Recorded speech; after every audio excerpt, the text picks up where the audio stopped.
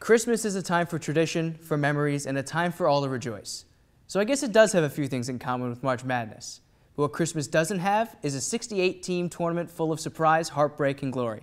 Our college basketball experts, Rajat Agarwal and Matt Krause, are here to talk about Christmas come early for sports fans everywhere, the big dance. Now guys, 68 teams are dancing this year, but there are some teams that didn't make the cut. Who is your biggest snub this year? I got to go with the Maryland Terrapins. This is a team that went 22-12 in the regular season. They beat the #1 team in RPI, Duke, twice including once on a neutral floor.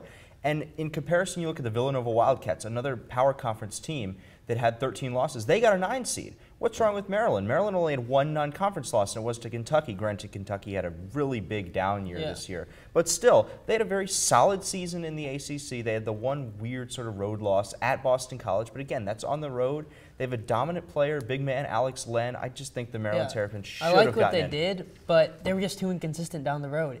Until the ACC tournament where they won 2 games back-to-back, they hadn't won back-to-back games in over a month. It was win, lose, win, lose, win, lose. So I just think that hurt them down the stretch. If I had to go with the biggest snub, no question, the Tennessee Volunteers. I don't know how you can leave them out when they were on a tear, and that's what the committee claims, that you have to be hot coming into March. It doesn't matter. 9 out of 10 games. 9 out of 11 games. Was on a tear in the Southeastern Conference. They beat Florida. They beat Missouri. They destroyed Kentucky. They beat Wichita State. They had some good wins. Wichita State, okay. They're in the tournament. All right, so clearly there were some teams left out, but let's focus here on the teams that did actually get in. Let's look at the regions in particular here. Which one do you guys see being the most competitive? I think the East region really sticks out to me, with Indiana being the #1 seed.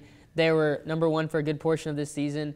I really like Miami. Miami is a strong 2 seed, winning the ACC tournament. They have Syracuse as the 4 seed in that bracket. They just beat Georgetown in their conference tournament. And then you have the sneaky Butler team as the 6th seed. That's always tough. You never know what Brad Stevens can do. Well, there's a lot of uncertainty in that region, so I got to go with the Midwest region. It's got the #1 overall seed, the Louisville Cardinals. It's also got Duke, the #1 team in RPI, as I mentioned. They also got the Pac-12 champion Oregon, a very, very sneaky St. Louis team, a Creighton team that's tough. Memphis is in that bracket. It is loaded. Any one of those teams could wind up in the Sweet 16, the Elite 8, and then on to the Final 4. Pac-12 champion and 12 seed Oregon. So it's going to be exciting to see the upsets in either of those. Yeah. We've got the 1-2 that should win, and then anything in between is all fair game, anything goes. But let's talk about those upsets and Cinderella team potentials. Who do you guys see as a Cinderella team this year? I got to go with the Davidson Wildcats. They went 20-1 in Southern Conference play. They won the conference title game against College of Charleston by 19 points. Dominant. And yes, it might be a little bit of a SoCon homer pick, but they are a dominant team. They also beat Montana, who's a tournament team, and they're tough.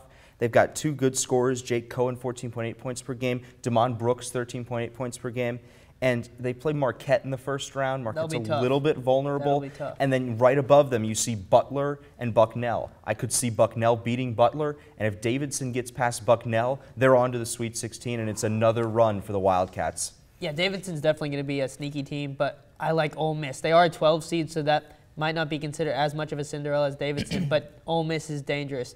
They have Wisconsin first round.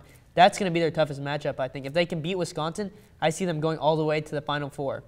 They can get past all their teams in their bracket. Marshall Henderson knows how to compete. He has fire, and that's what it takes to win in March. But are they battle-tested? It's another one of those SEC teams, but we'll have to see. We'll see with the Wisconsin game. It's going to be interesting to see. I don't know about you guys, but I want to talk about this more. I want to get my bracket filled out with you, too. That's some great info, but we have to step away. Coming up next, Kirk gets to do 2 of his favorite things, talk hockey and play matchmaker.